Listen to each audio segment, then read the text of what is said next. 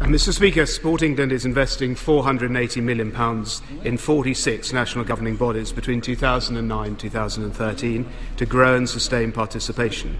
This approach is entirely inclusive and encourages opportunities for everybody to participate in sport regardless of their gender.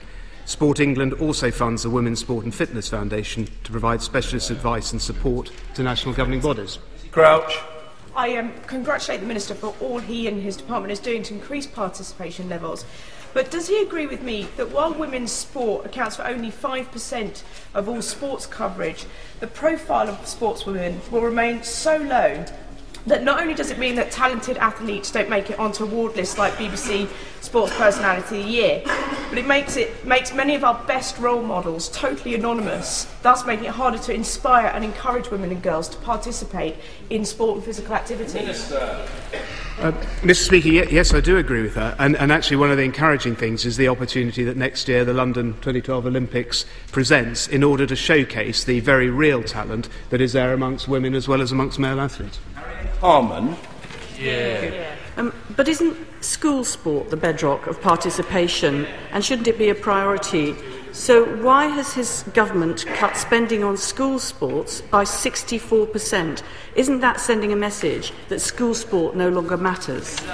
Mr Speaker, well, the first point is, as the Right Honourable Lady should know, this department is not responsible for school sport. That is funded by the Department for Education. And actually what my Right Honourable friend has championed personally is a school games competition that absolutely is intended to drive up participation across both genders. Harriet Harman.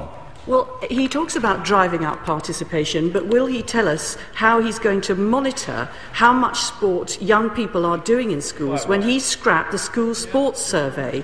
When his government has cut school sports partnership, it's even more important. We know the effect that this is having on participation in sport, and I do think it's remarkable.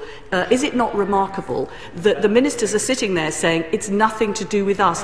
They really should be making an impact on other ministers in other government departments to make sure that they support school sport across the whole government. Mr Speaker, I'm afraid the Right Honourable Lady is mistaken. The policy responsibility for school sport lies in the Department for Education, and she should know that all too well.